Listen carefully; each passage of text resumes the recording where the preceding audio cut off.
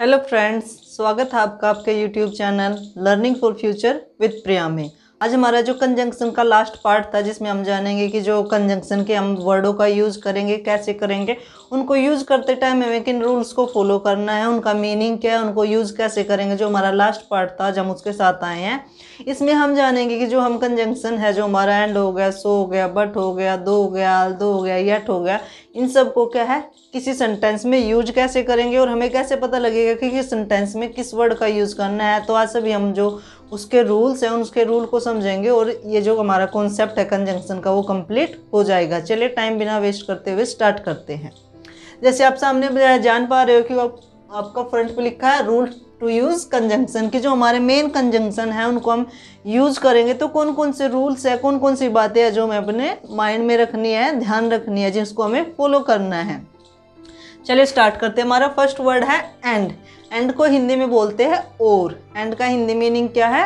और ये क्या होता है? Similar ideas. It is use to express similar ideas. एक जैसे विचारों को, एक जैसे ऑब्जेक्ट को, एक जैसी बातों को एक्सप्रेस करने के लिए, जताने के लिए। एग्जाम्पल भी देख लेते हैं। He is kind and honest. He is kind and honest. तो जो ये एंड है वो क्या है? हमारा कंजंक्शन है। और ये काइंड और ऑनेस्ट किसी भी ह्यूमन बीइंग की, किसी इंसान की टू पॉजिटिव क्वालिटीज़ है, अच्छे गुण है, उनको एक्सप्रेस करने के लिए, उनको ज्वाइन करने के लिए हमने क्या यूज़ किया इधर? एंड। कि वो क्या है? काइंड भी है और ऑनेस्ट भी है, वो दयालु भी है और ईमानदार भी है। तो दो सिमिलर आइडियाज़ को, दो सिमिलर ऑब्जेक्ट को, दो सिमिलर क्वालिटीज़ को ज्वाइन करने के लिए हम क्या यूज़ करेंगे? एंड। नेक्स्ट है हमारा बट। बट का हिंदी मीनिंग होता है लेकिन बोल सकते हो आप, किंतु बोल लीजिए, परंतु बोल लीजिए। जो हमारा बट वर्ड है, बट को हम हिंदी में क्या बोलेंगे? लेकिन या किंतु। और इसका यूज कहाँ होता है? कॉन्ट्रास्ट। टू कॉन्ट्रास्ट आइडियाज को एक्सप्रेस करने के लिए। कॉन्ट्रास्ट मतलब एक दूसरे से जो अपोजिट है, डिफरेंट है, अलग है, एक दूसरे से जो डिफरेंट आइडियाज है उनको एक्सप्रेस करने के लिए, जताने के लिए हम क्या यूज करेंगे? बट। इसका एग्जाम्पल देख लेते हैं। He is honest but unkind. वो क्या है? ऑनेस्ट है, ईमानदार है, परंतु वो क्या है? अनकाइंड है। तो ये आपकी एक पॉजिटिव क्वालिटी हो गई, एक नेगेटिव क्वालिटी होगी। तो जो ऑपोजिट क्वालिटी को ज्वाइन करने के लिए, आपस में कनेक्ट करने के लिए हमने क्या यूज किया है? बट। एक दूसरे से जो ऑपोजिट क्वालिटीज है उनको ज्वाइन करने के लिए हमने बट का यूज किया है। थर्ड वन है हमारा और। और का हिंदी मीनिंग होता है या। और का हिंदी मीनिंग क्या होता है? या। टू पॉसिबिलिटीज और ऑप्शन। जो हमारा और होता है वो दो अलग अलग पॉसिबिलिटीज़ को, दायो ऑप्शन को, टू ऑप्शन को आपस में ज्वाइन करने के लिए यूज किया जाता है। दो कोई पॉसिबिलिटी ऐसा हो सकता है या ऐसा हो सकता है, ये लोग या वो लोग है, मेरे को ये चाहिए वो चाहिए। दो ऑप्शन को, दो या पॉसिबिलिटीज़ को आपस में ज्वाइन करने के लिए, कनेक्ट करने के लिए हम किसका यूज़ करेंगे? और का। इसका एग्जाम्पल और चेक कर लेते हैं। Would you like to have tea और कॉफ़ी? आप क्या पसंद करोगे, टी या कॉफ़ी? तो हमारे पास दो ऑप्शन है कि आप टी लोगे या कॉफ़ी लोगे। तो इन दो ऑप्शन को एक्सप्रेस करने के लिए हमने किसका यूज किया है? और का। फोर्थ वन है हमारा सो। सो का मीनिंग होता है इसलिए। सो को हिंदी में क्या बोलते हैं? इसलिए। सो को हिंदी में क्या बोलते हैं? इसलिए। और ये किस लिए यूज होता है? आपके रिजल्ट को, कोई वर्क हुआ है उसका क्या परिणाम हुआ है, क्या रिजल्ट हुआ है, उसको एक्सप्रेस करने के लिए हम क्या यूज करेंगे? सो। कोई भी वर्क किया गया है, डूअर ने कोई भी एक्टिविटी की है, कोई वर्क किया, उसका क्या रिजल्ट रहा है, क्या परिणाम रहा है, उसको एक्सप्रेस करने के लिए, उसको जताने के लिए हम क्या यूज करेंगे? सो। एग्जाम्पल के थ्रू समझते हैं, क्लियर हो जाएगा। It was cold so he switch on the room heater. कि ये क्या था? आज ठंडा मौसम था इसलिए उसने क्या कर लिया? रूम हीटर ऑन कर लिया। आज ठंडा था तो उसका क्या परिणाम हुआ कि उसने रूम हीटर को ऑन कर लिया। तो डूअर के द्वारा कोई भी जो एक्टिविटी की गई है उसका रिजल्ट एक्सप्रेस करने के लिए, कारण बताने के लिए, परिणाम बताने के लिए हम क्या यूज करेंगे? सो। नेक्स्ट नंबर पे है हमारा बिकॉज। बिकॉज को हिंदी में बोलते हैं क्योंकि। बिकॉज का हिंदी मीनिंग क्या होता है? क्योंकि।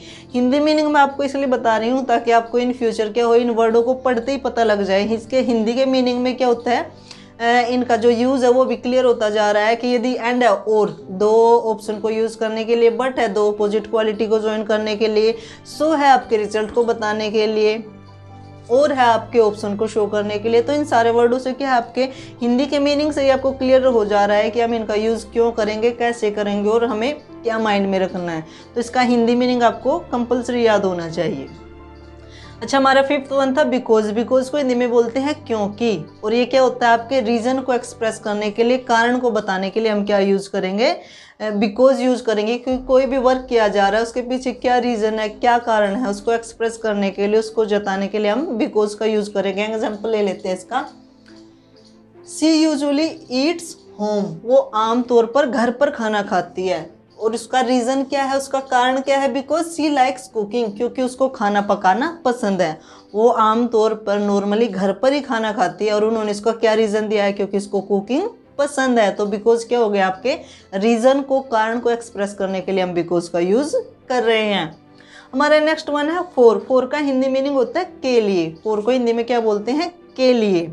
और ये भी आपका क्या होता है, रीज़न या काज को, किसी ना किसी कारण को जताने के लिए, कारण को बताने के लिए। कोई वर्क हो रहा है, उसके पीछे क्या रीज़न है, उसका काज क्या है, कारण क्या है, उसको एक्सप्रेस करने के लिए हम फॉर का यूज़ करेंगे। एग्जाम्पल से और क्लियर करते हैं। He needed to find a job, उसको एक जॉब फाइंड करने की ज़रूरत है। फॉर ही इज़ अनएम्प्लॉयड, क्योंकि वो क्या है, अनएम्प्लॉयड है। उसमें भी क्या है, कारण बता दिया है कि उसको क्या है, एक जॉब फाइंड करने की, जॉब सर्च करने की ज़रूरत है। और उसका रीज़न इन्होंने क्या बताया, क्योंकि वो क्या है, अनएम्प्लॉयड है, बेरोजगार है। नेक्स्ट है हमारा डिस्पाइट। डिस्पाइट का ये हिंदी मीनिंग होता है के बावजूद। डिस्पाइट का हिंदी मीनिंग क्या होता है, के बावजूद। और ये भी क्या होता है, कॉन्ट्रास्ट, डिफरेंस। दो कोई बातें और वो एक दूसरे से बिल्कुल अपोजिट है, उनको ज्वाइन करने के लिए कोई भी दो बातें हैं, कोई भी दो ऑब्जेक्ट्स है, कोई भी दो आपके आइडियाज़ है, और वो एक दूसरे से बिल्कुल अपोजिट है, डिफरेंट है, उसको एक्सप्रेस करने के लिए हम क्या यूज़ करेंगे, despite.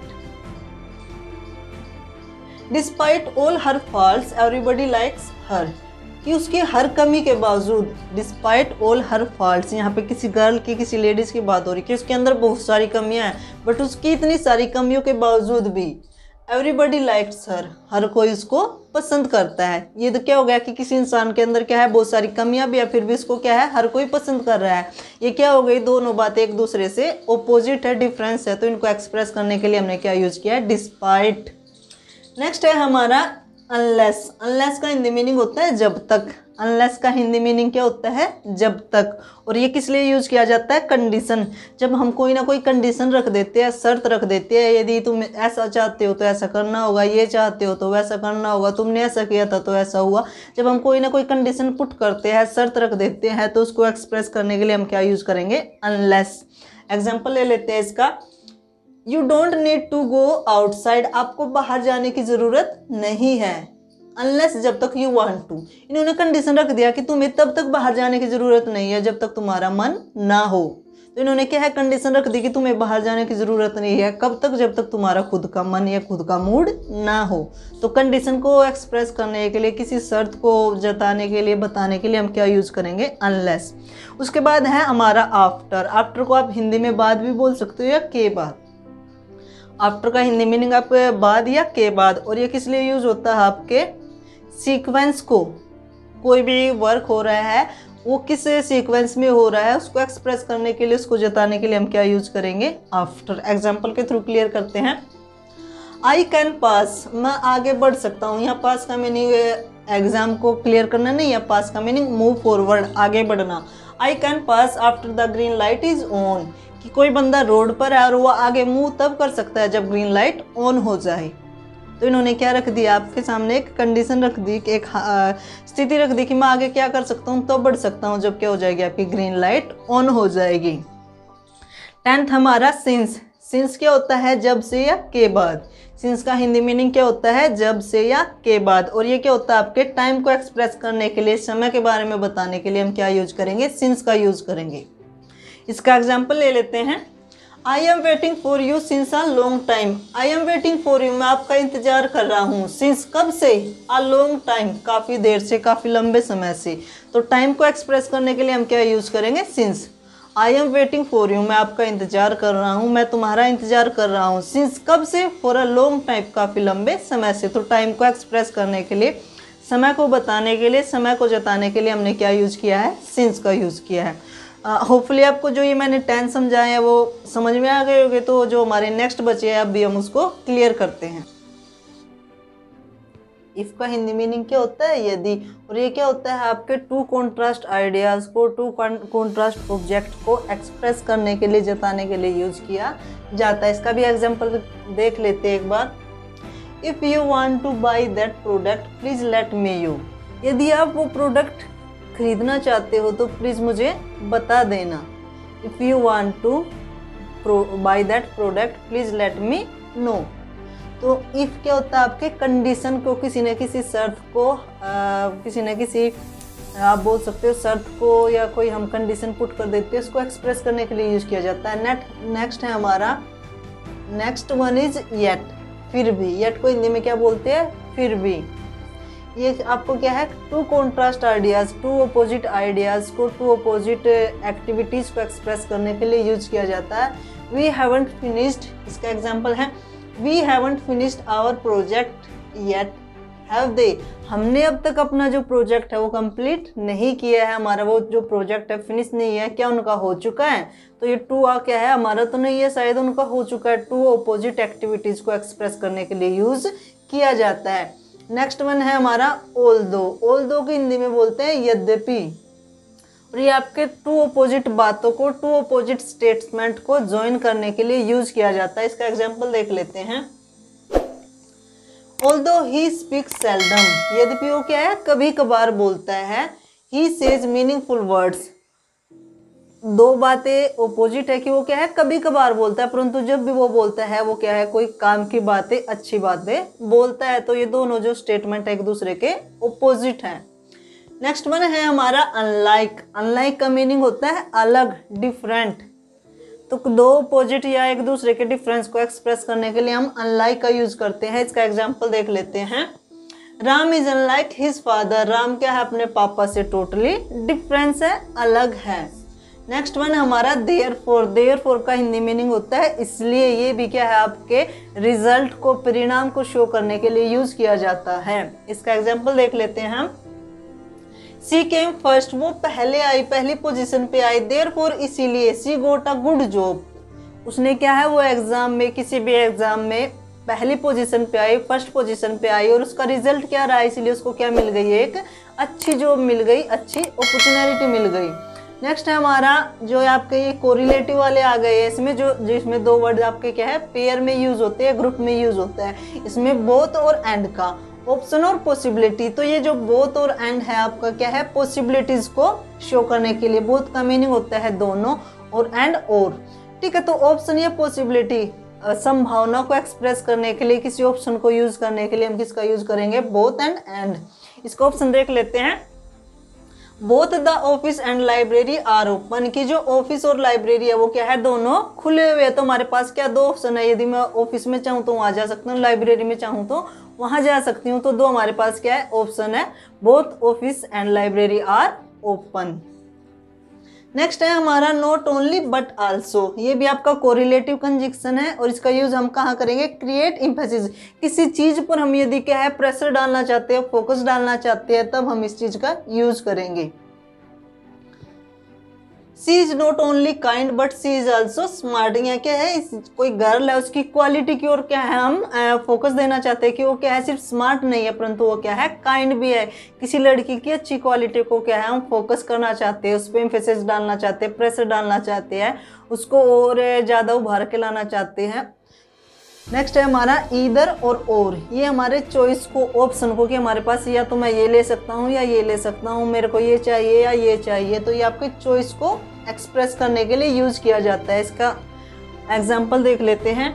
I can either bake cookies, या तो मैं कुकीज घर पे बना सकती हूँ, और बाय या केक, या फिर क्या है? मैं बाहर से जाके केक भी खरीद सकती हूँ। तो मेरे पास क्या है? चॉइस है, ऑप्शन है।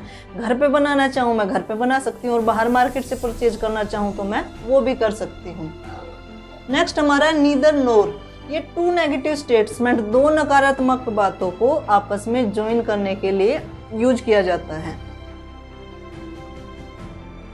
He is neither a singer NOR a dancer. वो ना तो कोई एक सिंगर है और ना ही कोई डांसर है। तो दो नेगेटिव बातों को, टू नेगेटिव स्टेटमेंट्स को आपस में ज्वाइन करने के लिए यूज किया जा रहा है। एंड हमारा लास्ट वन है वेदर और ये भी आपका कोरिलेटिव कंजक्शन है। टू पॉसिबिलिटीज संभावनाओं को, टू पॉसिबिलिटीज को एक्सप्रेस करने के लिए, किसी संभावना को, किसी चांस को, ऑप्शन को यूज करने के लिए, शो करने के लिए यूज किया जाता है। Mail is delivered whether it rains और स्नोज। ये बोले कि जो मेल होगा वो क्या होगा, हर हालत में डिलीवर होगा, चाहे आपकी बारिश पड़े या फिर आपकी बर्फ पड़े। टू पॉसिबिलिटी बता दी कि चाहे आपका बारिश पड़े चाहे आपका बर्फ पड़े, परंतु जो मेल है वो क्या हो जाएगा, आपका टाइमली डिलीवर्ड हो जाएगा। तो जो हमारा कंजंक्शन का टॉपिक था वो आज क्लियर हो जाता है। उम्मीद करती हूँ आपको ये समझ में आया होगा।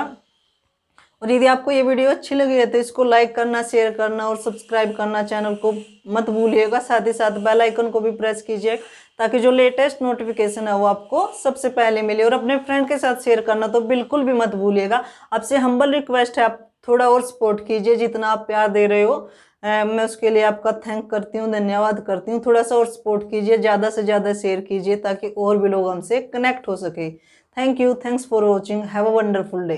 Thank you.